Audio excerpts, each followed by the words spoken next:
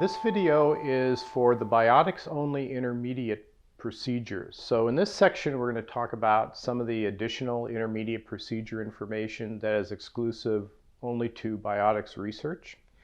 Our first subject will be how to answer question number 3 of the cell energy questions that we did not address in the MFT basic procedure. So you recall we were answering, is there an immune challenge with the cell? Is there a toxicity with the cell? And then question number 3 would be, what are additional things we'd want to add to support vials that haven't been shut off yet by answering questions 1 and questions 2.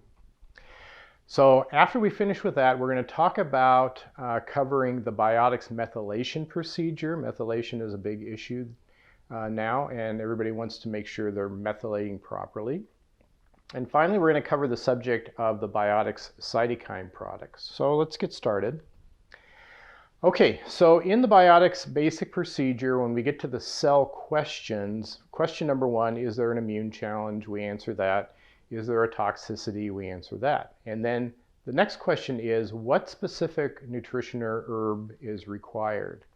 So the steps to answer question number 3, if there are any remaining interested attracted cells at this point from the white kit, we're going to need additional support. So additional nutritional support, herbal or glandular support might be needed.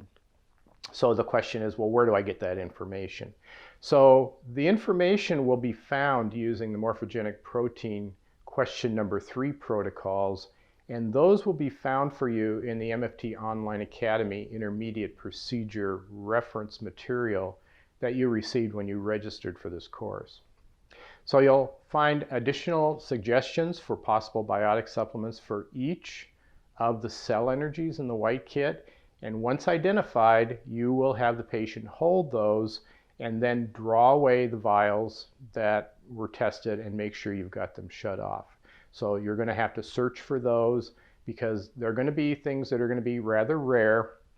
Mostly we've done a pretty good job of finding most issues with just handling immune and handling detox. So if you find additional suggestions for possible biotic supplements, identify those, have them hold those before you move to the final step.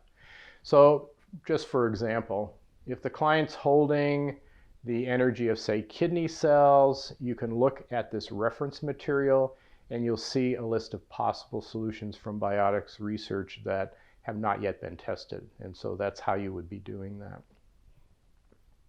Okay, our next subject is going to be methylation. And we have a Biotics methylation pillar that we're going to be talking about, and this is for your consideration. We have 180 different known methylation pathways, including that famous MTHFR pathway that has to be dealt with. So an inability to methylate, which means add methyl groups as needed to keep the pathways open, you have to be able to methylate or you create a couple serious issues. So B vitamin metabolism is greatly affected if you don't methylate properly. And then environmental toxins, many of which block our ability to methylate, need to be methylated themselves to be purged. This is glyphosate or Roundup is famous for creating that problem. You need to have methylation to get the glyphosate out of their system, but the very fact that you took in the glyphosate blocks the pathway for methylation. So here's a famous example of how methylation issues can affect a biological system. So in the agouti mice study, 2 mice from the same litter were separated and fed 2 entirely different diets. You're going to see the small brown mouse picture, which was given a diet that included methyl donor foods. And then right next to it, the fatter light-colored mouse is fed a diet that was excluding methyl donor foods, creating a totally different physiology in the mouse. So even though these 2 mice are genetically equal, the outcome was totally different, and it depended upon the environmental factor of what was their food. Now, in the human population, they say that 40% of humans are affected in some form by the MTHR enzyme disturbance. So proper efficient methylation is both the body's ability to build itself and the body's ability to clean itself. So undermethylation or overmethylation can result in impairment of and damage to the DNA, which negatively impacts our gene expression, which is the body builder.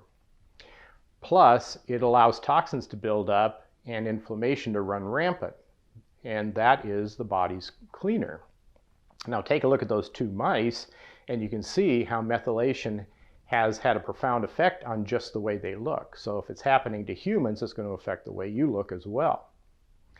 So undermethylation can lead to depleted catecholamines, which would be epinephrine, norepinephrine, and dopamine. It can cause depleted thyroid hormone levels, which may explain the pudgy mouse. Okay, elevated histamine levels. And on the other hand, overmethylation can stimulate excessive production of catecholamines. It can lead to excessive thyroid hormones, and it can also lead to reduced levels of histamine. Now, here's some signs that your client might be an undermethylator. So if they have seasonal allergies, if they are obsessive compulsive in any regard, if they tend to be a perfectionist, if they have issues with gambling, shopping, other fixations, if they have a particularly strong will, they're oppositional and they're defiant, that's a possibility for being an undermethylator. They can be bulimic or anorexic, they can be delusional, and they may do worse if you put them on supplemental B12 and folates, depending upon the form that you give them. So signs that your client might be an overmethylator. Well, anxiety and depression is one of those things, as is panic disorders and hyperactivity. So the presence of food or chemical sensitivities and seasonal allergies, dry eyes, dry mouth, low perspiration, low motivation during the school years, low libido, adverse reactions to antihistamines, improvement after they do lithium in many ways, and a history of eczema. Those are all indications that they may be an overmethylator. I particularly am an overmethylator myself, so I have to be very careful with that. And my body loves lithium, so if I take my lithium, I notice these things being so much better in myself. Okay, so we have a pillar for this. The methylation solution pillar was created to quickly assist the M-field practitioner in finding the right biotic supplement for methylation support. So toward the top of the pillar are product energies that tend to support overmethylation symptoms. Toward the bottom of the pillar, we have product energies that tend to support undermethylation symptoms. And so the methylation solutions pillar is very efficient for streamlining this really complicated process of developing the exact right protocol for this really common roadblock to healing. So when you ask question number 2 of your cells, you're going to be asking about supporting the body's level of detox. So when you ask this question about the detox pillar, you're asking for solutions to assist the removal of the toxic energy that you've discovered. So when you test the methylation pillar, you are asking if the body is able to complete the detox cycle. So since both of these things are related, you have the toxin pillar and you have the methylation pillar, and both are related to detox, which one should you be asking first? That's the question. All right. So the detox pillar is part of the basic procedure. On the other hand, this methylation pillar is part of our intermediate procedure.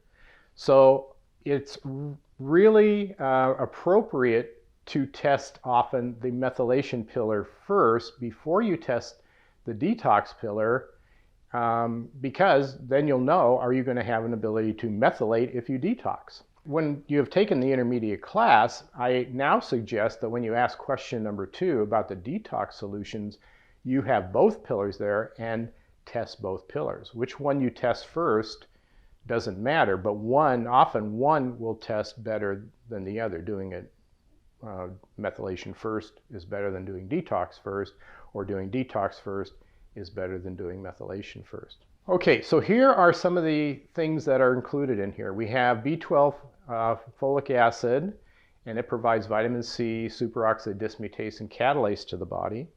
We have BioGGB, which provides riboflavin, niacinamide, choline, trimethylglycine, B9, B12, and a host of other B vitamins that metabolize methyl groups and fats.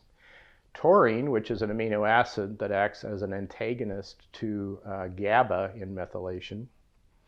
Folate 5 Plus is a product that provides calcium folinate with methylcobalamin. Niacin 100, which is known to absorb excess methyl groups for the overmethylators. Lithium, my favorite, known to be used in calming the nervous system. Folic acid 800, it's a supplement. It contains calcium folinate, and it also contains methylcobalamin. Inositol is known to support people with nerve pain. It calms the nervous system, gives blood sugar support. And then the one that gets used the most is the B12 2000 lozenges. So B12 as hypocobalamin, hydroxycobalamin, calcium folinate, B6, non-methylated forms of B6, B9, and B12. And then we also have B6 phosphate, which acts as a cofactor. So then at the bottom over here, we have methylfolate plus, which is methyl tetrahydrofolic acid, which shows up a lot, but in very low doses. You don't want to give people too much of that. One of the favorite Biotics products, beta TCP, also supports methylation. It's got taurine and vitamin C, trimethylglycine, dimethylglycine, and it supports methylation and also fat metabolism. So putting people on beta TCP, they usually like the results of that because they almost immediately notice that their weight is a little easier to control that way. And we have phosphatidylcholine, which is cell membrane support, Dysmuzyme Plus, which is oxidative stress support, one of my favorite products, and Organic 15, and that product just supplies all the methyl donors that you're going to be needing. So a little word of caution when you're doing this particular procedure. When you use these supplements, the folate pathway is really slow and sluggish and can easily become bogged down with folic acid or folate. Folic acid supplementation, you might want to consider that for the overmethylators. Methylfolate supplementation should be considered for undermethylators. So folate can be considered both for undermethylation and for overmethylation. But the real answer here is be sure to follow the energy. I recommend underdosing if you're unsure, especially with methylfolate plus. So let's show you how we do this procedure. All right, so Kylie's back with us, and if you recall from an earlier video, Kylie tested earlier for having Bt biotoxin in her system, which is something you definitely want out of there. So we're going to use this procedure in the ways we just talked about to know what the right detox procedure is for her and to address, is methylation going to be an issue for her. So we're going to give her the Bt biotoxin, and in the earlier video she tested for Cytozyme parotid as a detox solution. So we're going to give her the Cytozyme parotid, and this is the detox pillar. So that's the only solution showing in the detox pillar for Kylie. And then we have the methylation pillar. So now let's pull away the methylation pillar and something to help her methylate in her detox process. So we'll touch all the vials here. We have a lock right up toward the top, which would make her tend to be an overmethylator.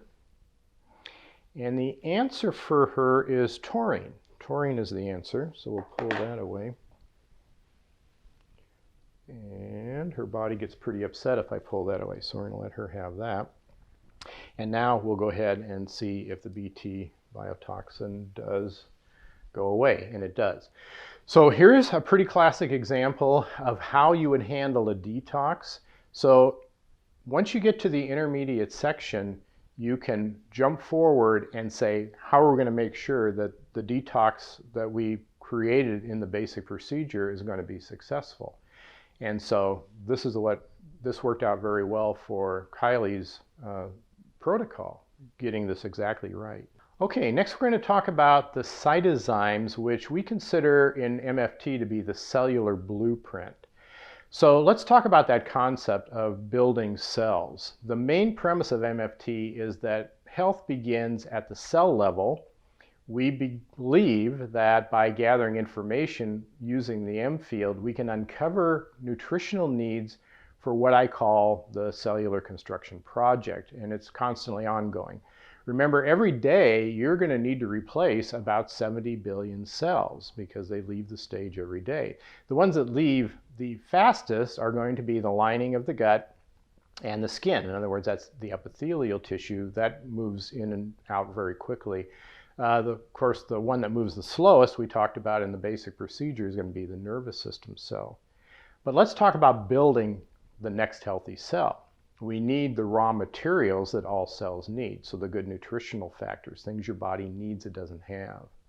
And then we need to clean the environment by getting rid of the toxins. So we need a clean environment. In other words, things your body has it doesn't want, we have to get rid of those. Finally, if you're building anything, somebody needs to bring the blueprints. If you're constructing something and somebody brings the wood and somebody brings the roofing material and somebody brings the concrete, but nobody brings the blueprint, what are you going to build? Okay, so we consider the cytozymes to be the blueprint for the next healthy cell. So in our thinking, the road to health is always under construction because you're always turning over these cells. Here's a picture of the Biotics Cytozyme pillar. And you might ask yourself the questions like, what's so special about Biotics Cytozymes? So these are formulated from neonatal glands, so young animals, and that's how you get optimum purity and bioavailability. So the quality of the product usually means you're going to be doing smaller overall protocols for the client. And this is your blueprint. So you're providing the blueprint to kickstart the cellular renewal when you use these products. So now the energy of the Biotics neonatal cytozyme supplements become more important as we test the field using our intergenomic energies. When we started embedding the gene energies into our energies, it turned out we were using a lot more of these cytozymes in our protocols. So it becomes more important the more advanced you become in morphogenic field technique. So Kylie's back to see if we get an attraction on anything here. So I'm going to pull this away, and Kylie is fine for this. Okay, so thank you, Kylie. But anyway, thank you for watching, and these are the tools you're going to be needing so that you can make sure that the cellular construction project has the blueprints it needs.